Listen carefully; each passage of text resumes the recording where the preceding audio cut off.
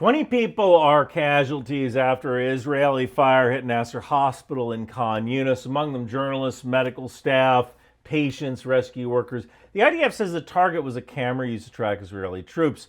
Quick note before I get started, I'm going to have to edit this video for YouTube, so the unedited version is available for paid subscribers at ryanpeth.substack.com. Look, man, it's $5.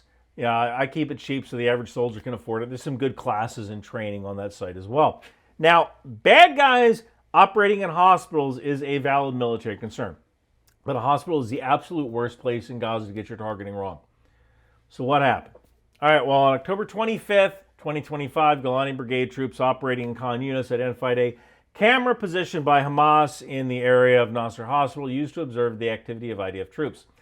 The IDF also stated that 6 of those killed in the strike were terrorists, one linked to October 7th, and expressed regret for civilian harm. Palestinian health authorities reported at least 20 killed, including at least 5 journalists, medical staff, patients, rescuers. Israel said it targets military threats, not journalists, and they opened an inquiry.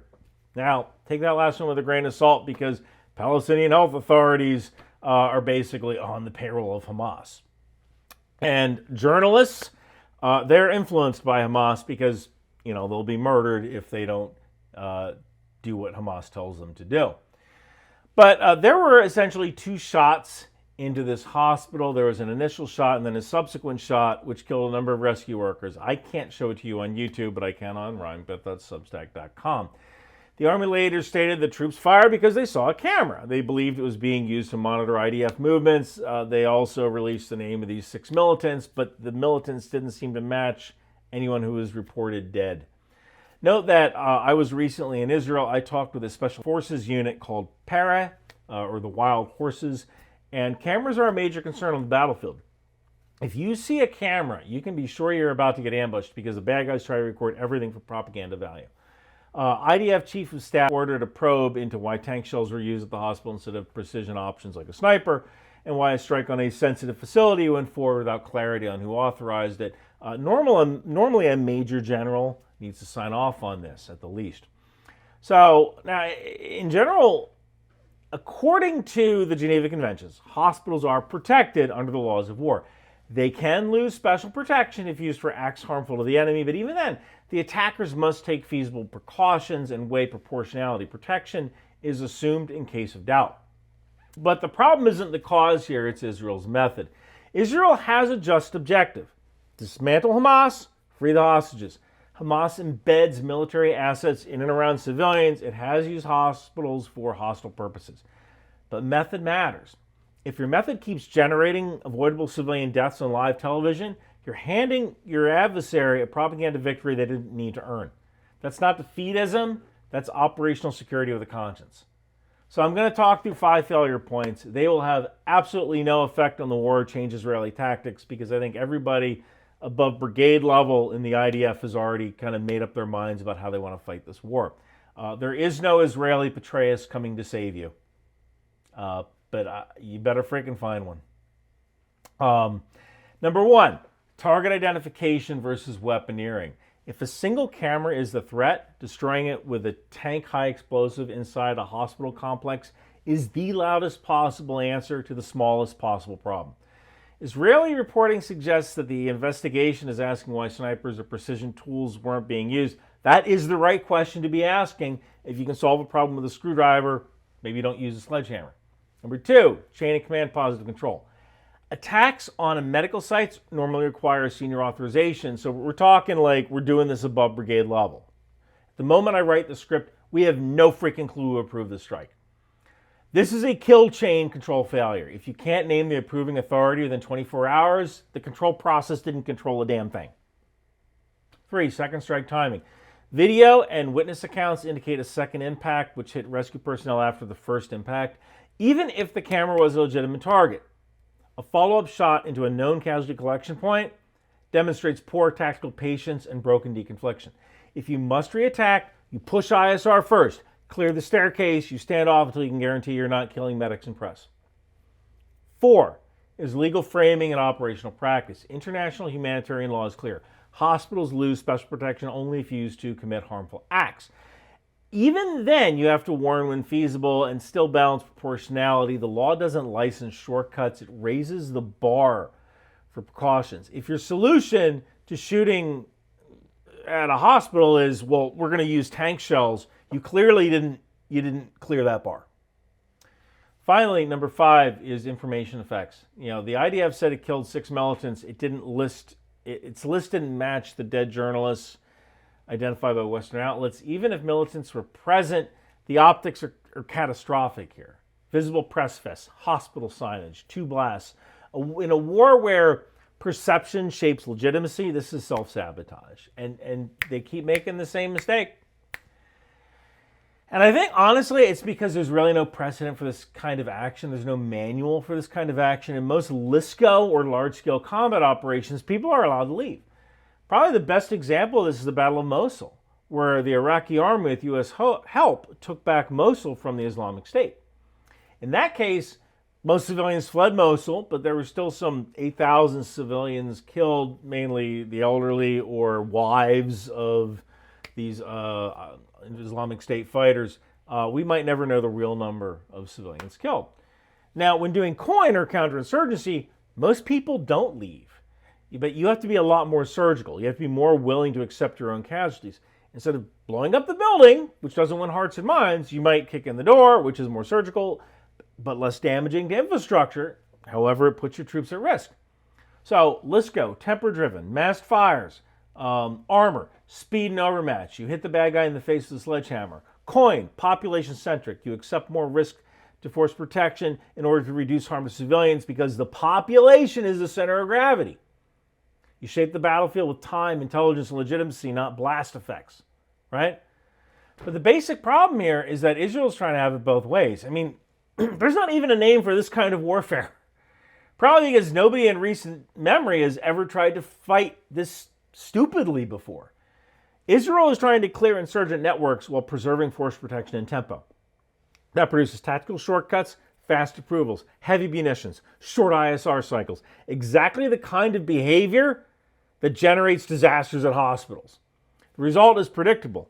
Operationally marginal gains and strategically significant blowback. There's no manual for this. I don't even have a name for this kind of warfare. It's not LSCO, it's not COIN. So, look, there are better ways to handle a camera at a hospital. Like, number 1, reframe the objective. Your target is not the camera. Your target is the hostile intent behind it. That means you need eyes-on, pattern of life, non-lethal solutions. If you can somehow deny the ISR data from that camera, the effects are the same. So maybe go that route first. Number 2, weaponeering ladder, light to heavy. Now, I will freely admit that I just find the bad guys. I don't do the weaponeering, but I know a little bit. So, light to heavy. Go for a soft kill first. Smoke. Obscure the camera.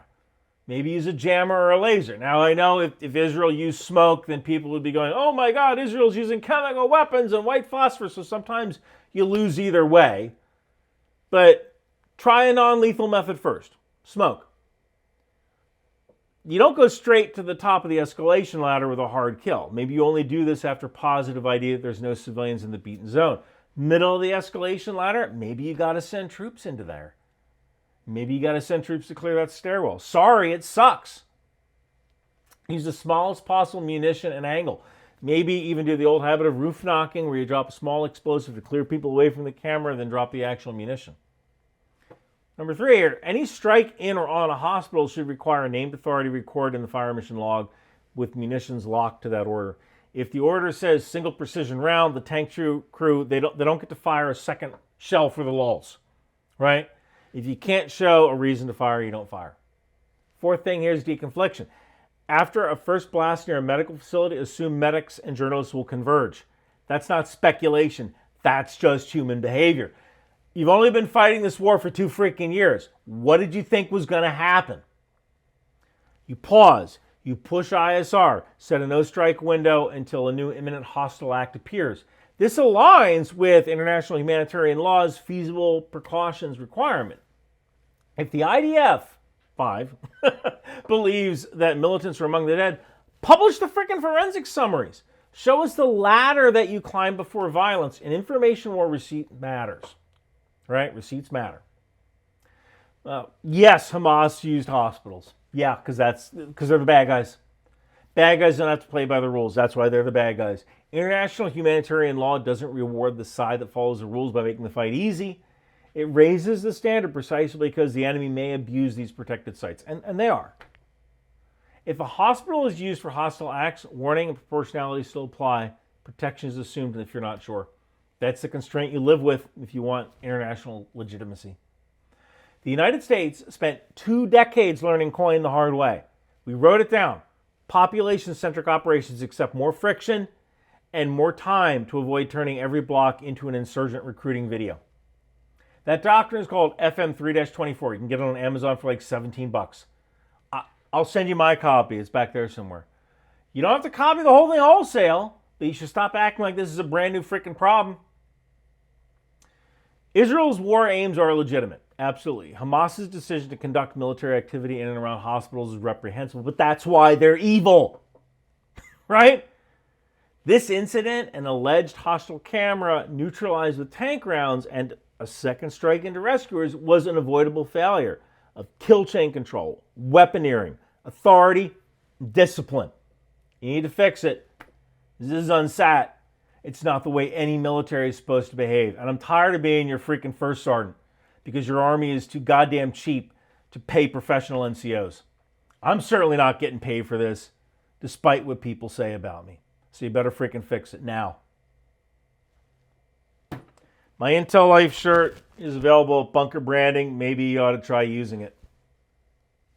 Thank you for watching. In a world where fashion meets firepower, where style becomes strategy, it's time to gear up for the ultimate mission with Bunker Branding. Introducing the Rock Out With Your Chalk Out t-shirt, a tribute to the fearless air cavalry. Feel the adrenaline rush as you don the pride of the skies. For those of you who dare from the air, precision and power unite when you think outside the bomb. And don't miss our Live, Laugh, Launch t-shirts for Patriot and HIMARS, because sometimes defending freedom means bringing the thunder. Finally, for the true defender of the seas, we present Department of the Boat People. Sail with honor and show your allegiance to the world's mightiest maritime force. With these shirts, hoodies, and stickers, along with the tow missile, landmines, and drone warfare. These aren't just shirts, they're statements. They're your way of saying I stand for strength, unity, and style. Get yours at Bunker Branding today.